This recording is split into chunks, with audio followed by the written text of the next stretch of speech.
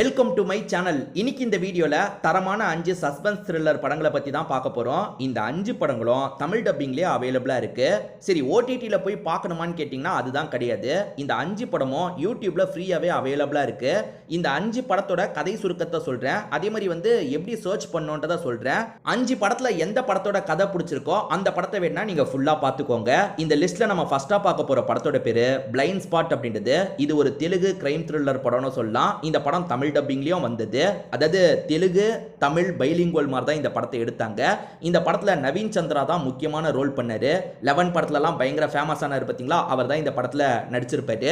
இந்த படத்தோட லென்த்தே 1.5 மணி நேரம் தான். ஆனா 1.5 மணி நேரம் லென்த்ல ஒரு 6-7 ட்விஸ்ட் வச்சிருப்பாங்க. அந்த அளவுக்கு இந்த படத்தோட கதை சூப்பரா இருக்கும். நான் முதல்ல இந்த படத்தோட பிளாட்டை பத்தி சொல்றேன். ஒரு நபருக்கு 45 வயசு இருக்கும், பிசினஸ் மேனா இருப்பாரு. அவரை பொறுத்த வரைக்கும் செகண்டா ஒரு கல்யாணம் பண்ணிக்கிறாரு. அந்த ஒய்ஃபை பொறுத்த வரைக்கும் வெறும் 25 வயசு தான். அதனால இவங்க 2 பேருக்குள்ள எப்ப பாரு சண்டை நடந்துகிட்டே இருக்கு. அந்த மாதிரி ஒரு நாள் நைட்டு இவங்க 2 பேருக்குள்ள சண்டைலாம் நடக்குது. போய் தொலை அப்படின்ற மாதிரி ஹஸ்பண்ட் இருக்காரு பாத்தீங்களா, அங்க இருந்து கிளம்பி போயிடுறாரு. இந்த ஒய்ஃப் என்ன பண்றாங்கன்னா திடீர்னு தூக்குல தொங்கிட்டாங்களா என்னன்னு தெரியல, இறந்து போயிடுறாங்க. இந்த கேஸை விசாரிக்கிறதுக்காக தான் நம்ம நவீன் சந்திரா களத்துக்கு வராரு. அந்த வீட்டுக்கு வந்து பார்த்தவரு கண்டிப்பா இது தற்கொலை கிடையாது, கொலைன்னு சொல்றாரு. அதாவது ஹஸ்பண்ட் கூட சண்டை ஏற்பட்டு அவங்க தற்கொலை பண்ணிக்கிட்டு தான் எல்லாருமே நினைச்சிருப்பாங்க. ஆனா இவர் என்ன சொல்றாருன்னா, இல்ல யாரோ கொலை பண்ணிருக்காங்க, யாருன்றதை கண்டுபிடிக்கணும்ன்ற மாதிரி விசாரிக்கிறாரு. அந்த ஹஸ்பண்ட் வெளியே போனார்ல, அவரை திரும்பி வர சொல்லிடுறாரு. அதே மாதிரி இந்த வீட்டில் ஒரு வேலைக்காரி இருக்காங்க. அதே மாதிரி அந்த ஹஸ்பண்டோட ஒரு பையன் இருப்பான். அது என்னன்னா ஃபர்ஸ்ட் ஒய்ஃப் மூலியமா ஒரு பையன் இருப்பான். அந்த பையனையும் சந்தேகப்படுறாரு. இந்த மாதிரி இவர் விசாரிக்கும் போது ஒவ்வொருத்தர் மேலேயா டவுட்டை கொண்டு போவாங்க. முதல்ல அந்த ஹஸ்பண்ட் மேல டவுட்டை கொண்டு போவாங்க. அதுக்கப்புறம் இந்த வீட்டில் இருக்க வேலைக்காரி மேல டவுட்டை கொண்டு போவாங்க. இதை தாண்டி வீட்டில் 10 வயசுல ஒரு பையன் இருப்பான், அவன் மேல டவுட்டை கொண்டு போவாங்க. ஒவ்வொரு ட்விஸ்டா ரிவீல் ஆகிக்கிட்டே இருக்கும். முதல்ல இவங்களை சந்தேகப்படும் போது அவங்க பின்னாடி ஒரு ஸ்டோரி இருக்கும். இந்த மாதிரி நிறைய ஸ்டோரி வரும். ரொம்ப சூப்பரா இருக்குங்க இந்த படம். நிறைய ட்விஸ்ட் எல்லாம் வச்சிருப்பாங்க. இந்த மாதிரி ட்விஸ்ட் வர படம்லாம் பிடிக்கும்னு நினைக்கிறவங்க, கிரைம் த்ரில்லர் சஸ்பென்ஸ் த்ரில்லர்லாம் பிடிக்கும்னு நினைக்கிறவங்க கண்டிப்பா இந்த படத்தை ஒன்ஸ் ட்ரை பண்ணி பாருங்க. யூடியூப்ல பிளைண்ட் ஸ்பாட் அப்படின்ற மாதிரி சர்ச் பண்ணீங்கன்னா இந்த படம் கண்டிப்பா உங்களுக்கு கிடைச்சிரும். ஒரு சூப்பரான படம்னு சொல்லலாம். இது வரைக்கும் பார்க்காம இருக்கீங்கன்னா நிச்சயமா பாத்துருங்க. இந்த லிஸ்ட்ல நம்ம செகண்டா பார்க்க போறது ஒரு கன்னட படம் தான். இதோட பேரு மாய கண்ணாடி அப்படின்றது. இது ஒரு பக்காவான கிரைம் த்ரில்லர் படம்னு சொல்லலாம். இந்த படம் தந்தி ஒன் சேனல்ல அவைலபிளா இருக்கும். தமிழ்லயே இந்த படம் இருக்கு. பார்க்கணும்னு நினைக்கிறவங்க ஃபுல் படத்தை பாருங்க. நான் முதல்ல இந்த படத்தோட பிளாட்டை பத்தி சொல்றேன்.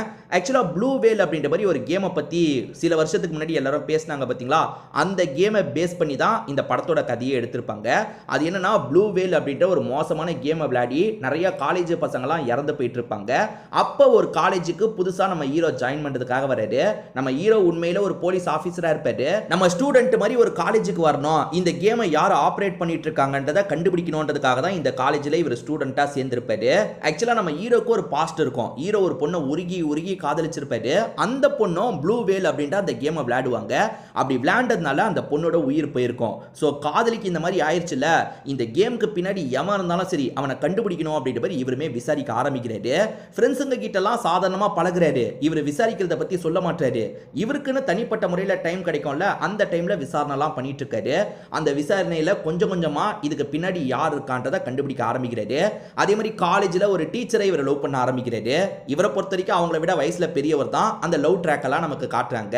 இப்போ இந்த கேமுக்கு பின்னாடி யார் இருக்காங்கன்ற ஒரு கேள்வி இருக்கு பாத்தீங்களா, அதே மாதிரி அந்த கேமுக்கு பின்னாடி இருக்கவர் எதுக்காக இதை பண்றாருன்ற மாதிரியும் ஒரு கேள்வி இருக்குல்ல, அதுக்கெல்லாம் பதில் சொல்றது தான் இந்த படத்தோட கதையா இருக்கும். ரொம்பவே நல்ல படம்னு சொல்லலாம். ஆக்சுவலா இந்த படம் நான் கன்னடத்திலேயே முதல்ல பார்த்துட்டேன். அதுக்கப்புறம் தமிழ் டப்பிங்ல வந்ததுக்கு அப்புறம் தமிழ் டப்பிங்லயும் பார்த்தேன். ஆனா இதை ஏற்கனவே நான் சொல்லும் போது இந்த படம் இப்ப இல்லைன்ற மாதிரி சொன்னாங்க. சில சமயம் டெலீட் பண்ணிடுறாங்க, அதனால கிடைக்காம போயிருது. நீங்க சர்ச் பண்ணி பாருங்க, கிடைச்சா பாருங்க, கிடைக்கலனா விட்டுருங்க. ஏன்னா சில சமயம் டெலீட் பண்ணிடுறாங்க. இந்த லிஸ்ட்ல நம்ம மூணாவதா பார்க்க போற படத்தோட பேரு இட் அப்படின்றது. இந்த படம் பயங்கரமா ஹிட் ஆனதுனால தான் இட் 2 இட் 3ன்னு 3 படம் வெளியே இருக்கு. அந்த அளவுக்கு ஃபர்ஸ்ட் பார்ட் சூப்பரா இருக்குங்க. 3 பார்ட் வந்ததா சொன்னல, அதுல 3வது நானி நடிச்சிருப்பாரு. ஆனா எனக்கு என்னமோ ஃபர்ஸ்ட் பார்ட் தான் ரொம்ப பிடிச்சிருந்தது. செகண்ட் பார்ட் கூட ஓரளவுக்கு நல்லா இருக்கும், ஆனா ஃபர்ஸ்ட் பார்ட் அளவுக்கு வராது. விஸ்வகசேன் தான் இந்த படத்தை பொறுத்த வரைக்கும் முக்கியமான ரோலை பண்ணியிருப்பாரு. இந்த படம் இப்ப தமிழ் டப்பிங்லயே அவைலபிளா இருக்கு. இட் 1 தமிழ் டப்டுன்னு போட்டீங்கன்னா இந்த படம் உங்களுக்கு கிடைச்சிரும். யூடியூப்ல சர்ச் பண்ணியே நீங்க கண்டுபிடிக்க கண்டுபிடிக்க முடியும். சரி, நான் முதல்ல இந்த படத்தோட கதையை பத்தி சொல்றேன். ஒரு வயசு பொண்ணு இருக்காங்க பாத்தீங்களா, மிஸ் ஆயிடுறாங்க போல. அப்பவும் ஸ்டேஷனுக்கு வந்து கம்ப்ளைண்ட்லாம் பண்ணிட்டு இருக்காரு. இப்ப கம்ப்ளைண்ட்டை வாங்குற போலீஸ் இருக்காருல, இந்த பொண்ணை ஒரு பிரிட்ஜ் கிட்ட வச்சு பார்த்திருப்பாரு. ஏறக்குறைய ஹைவேஸ் ரோட்டு கிட்ட வச்சு பார்த்திருப்பாரு. நம்ம தானே இந்த பொண்ணுக்கு ஹெல்ப்லாம் பண்ணோம், இந்த பொண்ணு எப்படி காணாம போனா அப்படின்ற மாதிரி இவர் கேஸ் எடுத்து விசாரிக்கிறாரு.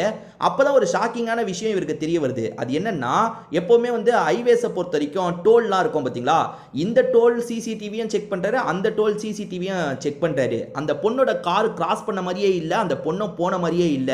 அப்படி இருக்கும்போது அந்த பொண்ணு திடீர்னு எப்படி மாயமாயிருப்பா? அதாவது ரெண்டு பக்கத்துல ஏதாவது ஒரு பக்கம் தான் போய் ஆகணும். ரெண்டு பக்கமும் போகாம இந்த பொண்ணு எங்க போனா, எப்படி மிஸ் ஆகுறா அப்படின்ற மாதிரி விசாரிக்கிறாரு. அதுக்கப்புறம் நம்ம ஹீரோ கிட்ட இந்த கேஸ் வருது. ஹீரோவை பொறுத்த வரைக்கும் பாஸ்ட்ல ஒரு பிரச்சனை இருக்கு. அதாவது இவருக்கு வேண்டிய யாரோ எரிஞ்சு இறந்து போயிட்டாங்க போல. அடிக்கடி இவரோட பாஸ்ட் வேற இவரை டிஸ்டர்ப் பண்ணுது. இதை தாண்டி இந்த கேஸை பத்தியும் இவர் விசாரணை பண்ண ஆரம்பிக்கிறாரு. கடைசியில கண்டுபிடிச்சாரா இல்லையான்னு சொல்றது தான் மீதி கதை. ரொம்ப இன்ட்ரெஸ்டிங்கா கொண்டு போயிருப்பாங்க. இது வரைக்கும் இந்த படத்தை பார்க்காம இருக்கீங்கன்னா ஒன்ஸ் இந்த படத்தை ட்ரை பண்ணி பாருங்க. இந்த லிஸ்ட்ல நம்ம நாலாவதா பார்க்க போற படத்தோட பேரு உல்ஃப் அப்படின்றது. ஆக்சுவலா இந்த படத்தை பொறுத்த வரைக்கும் டைரக்டா ஓடிடில ஸ்ட்ரீம் பண்ணாங்க. ஜி5ல இந்த படத்தை ஸ்ட்ரீம் பண்ணாங்க. இப்போ இந்த படம் தமிழ் டப்பிங்லயே இருக்கு. அதுவும் யூடியூப்ல ஃப்ரீயாவே இருக்கு. இந்த படத்தை பொறுத்த வரைக்கும் அர்ஜுன் அசோகன், சம்யுக்தா மேனன், ஷைன் டைம் சாக்கோலாம் இணைஞ்சு நடிச்சிருப்பாங்க.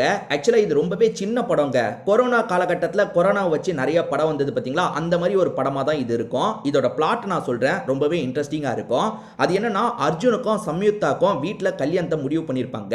இவர் என்ன பண்றாருன்னா, சம்யுக்தாவை பார்த்து பேசுறதுக்காக வீட்டுக்கு வராரு. அப்படி வீட்டுக்கு வரும்போது அவங்க இவர் அனுப்புறதுலயே குறியா இருக்காங்க. ஏன்னா வீட்டில் யாரும் இல்லைன்னு தெரிஞ்சுக்கிட்டு தான் இவர் இவங்களை பார்க்கறதுக்காக வீட்டுக்கு வந்திருப்பாரு.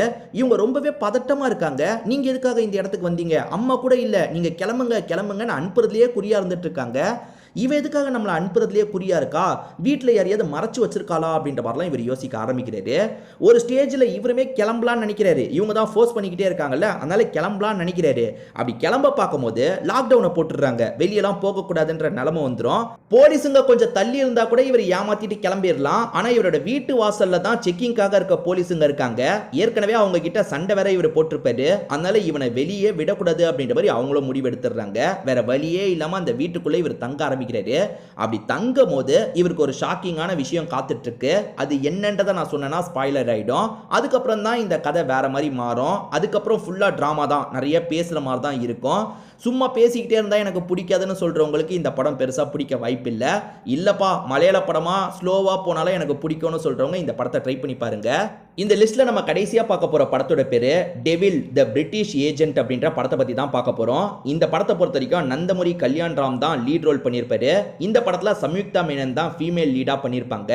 சுதந்திரம் கிடைக்கிறதுக்கு முன்னாடி நடந்த மாதிரி தான் இந்த படத்தோட கதையை காட்சி பத்திருப்பாங்க. இந்த படத்தோட கதையை பத்தி சொல்றேன். ஒரு ஜமீன்தாரை நமக்கு காட்டுறாங்க. ஜமீன்தாரோட பொண்ணு ரோல தான் அம்மு அபிராமி பண்ணியிருப்பாங்க. அம்மு அபிராமி இளவரசி மாதிரி இருப்பாங்க. ஆனா வேலைக்காரன் கூட ஒண்ணு மண்ணா இருக்காங்க. இதை பார்க்குற அப்பா கோவப்படுறாரு. திடீர்னு பார்த்தா அந்த இளவரசி கொல்லப்பட்டிருக்காங்க. அப்பா தான் கொலை பண்ணாரான்ற ஒரு கேள்வி இருக்கு. யாரு கொலை பண்ணாங்கன்றதை விசாரிக்கிறதுக்காக நம்ம ஹீரோ வராரு. நம்ம ஹீரோவை பொறுத்த வரைக்கும் வெள்ளைக்காரங்களுக்கு கீழே வேலை பார்க்குறவரா இருப்பாரு. வெள்ளைக்காரங்க நீ போய் இந்த கேஸை ஹேண்டில் பண்ணுன்ற மாதிரி தான் நம்ம ஹீரோவை அனுப்பி வச்சிருப்பாங்க. ஹீரோ அந்த வீட்டுக்கு வந்து ஒவ்வொருத்தர்கிட்டயா விசாரணை பண்ண ஆரம்பிக்கிறாரு. நிறைய பேர் மேல சந்தேகப்படுறாரு. யார் இந்த பொண்ணை கொலை பண்ணியிருப்பா, எதுக்காக கொலை பண்ணியிருப்பாங்க அப்படின்ற மாதிரி தேடி இவர் கண்டுபிடிக்க ஆரம்பிக்கிறாரு. அப்படி கண்டுபிடிக்கிறதுல வேற சில ட்விஸ்டும் இருக்கு. அதாவது அந்த வீட்டில் தான் சம்யுக்தா மேனன் இருப்பாங்க. அவங்க நைட்டு நேரம் வெளியே போய் யாரையோ சந்திக்கிறாங்க. அவங்க யாரை சந்திக்கிறதுக்காக போறாங்க. இந்த கொலைக்கும் சம்யுக்தா மேனனோட ஆக்டிவிட்டிக்கும் என்ன சம்பந்தம் இருக்கு, இது எல்லாத்தையும் இவர் கண்டுபிடிச்சாரா இல்லையான்னு சொல்றது தான் மீதி கதை. ரொம்பவே சூப்பரா இருக்கும். எண்டிங் வரைக்கும் நிறைய ட்விஸ்ட் அண்ட் டர்ன்ஸ்லாம் வச்சு கொண்டு போயிருப்பாங்க. ஹீரோவோட கேரக்டர்ல ஒரு ட்விஸ்ட் இருக்கும். அதுவும் ரொம்பவே சூப்பரா இருந்தது. நிச்சயமா இந்த படத்தை பார்க்காம இருக்கீங்கன்னா ஒன்ஸ் ட்ரை பண்ணி பாருங்க. இந்த லிஸ்ட்ல நான் சொன்ன 5 படமே நல்லா தான் இருக்கும். இந்த 5 படங்கள்ல ஏற்கனவே எந்தெந்த படங்களை நீங்க பார்த்திருக்கீங்க, அதுல எது உங்களுக்கு பிடிச்சிருந்தது, எது உங்களுக்கு சுத்தமா பிடிக்கலன்றதை கமெண்ட் செக்ஷன்ல நீங்க சொல்லுங்க. ஏன்னா இந்த வீடியோவை பார்க்குற மற்றவங்களுக்கு அது யூஸ்ஃபுல்லா இருக்க வாய்ப்பு இருக்கு. திரும்பி வேற ஒரு வீடியோல நம்ம பார்க்கலாம்.